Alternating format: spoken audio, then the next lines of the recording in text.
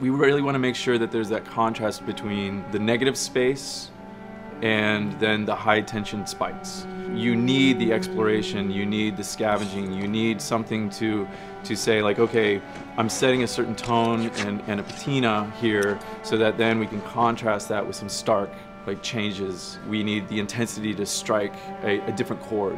That only works if you have the negative space to play off of. We wanted you to be forced to make some choices in the world that showed how depleted the resources were. You know the drill. Look around, see if there's anything we can use. And we really wanted to give you a reason to go explore this space. It's like, well, you need to look for supplies that will help you survive another day in this world. Throughout the world, the player finds all sorts of different pieces of items, such as rags, alcohol, bits of broken blades, bindings, and you can combine these together in different ways in order to create items that are useful for surviving in this world. Some items in the recipes require the same combinations of things or the same types of resources, so you have to make this choice. Do I want to go offensive with it? Do I want to go defensive with it? I can find a bottle of alcohol and some rags and I can create a Molotov cocktail from it. That's going to help me take out a couple guys if I use it appropriately.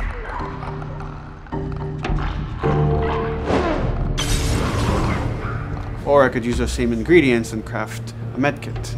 And that lets me kind of choose, do I want to play it more defensively and kind of have items that help me heal myself, or much more aggressively, I'm going to have items that help me kill and destroy in order to then progress and get out of this area.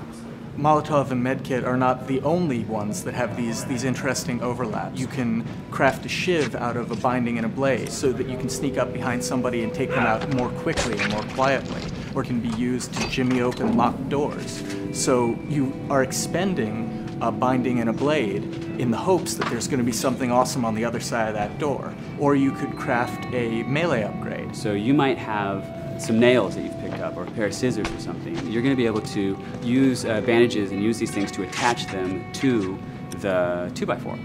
So now you've got a more powerful melee weapon. This is something that you're going to be able to run and take down an enemy in a single blow. Alternatively, you can use those same type of nails to make a bomb. This is something you can place in the world, and they're going to be able to trigger it. Since resources are limited, you stealth past an encounter, you're not getting the stuff that was encountered. Not just the stuff off the guys that you would have taken down, but also in terms of what's in the environment for you to scavenge. So you have to balance that risk versus reward, but it's definitely all a part of the choice. And sometimes the world doesn't give you a choice. Sometimes the battle breaks out in a way you didn't expect, and you have to make decisions, like in the moment. So that's another reason why we did the whole crafting system live. We didn't want the player to have to scroll through a long list of different items. We wanted it to be the absolute minimum amount of button presses.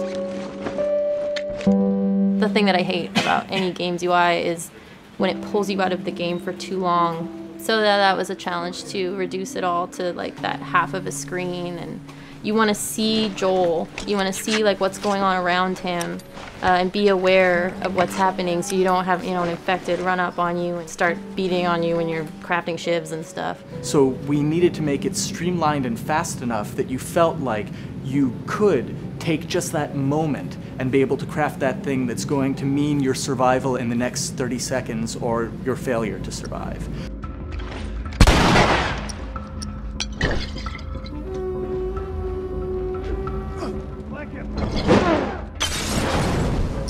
The brutality of the encounters is allowing us to reach into the tone of the survival aspect of the game.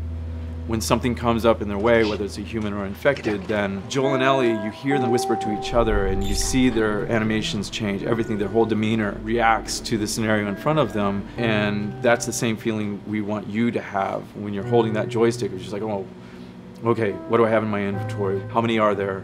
Where are they at? Locate them and try to figure out, okay, what are we gonna do? Joel, there's something over there.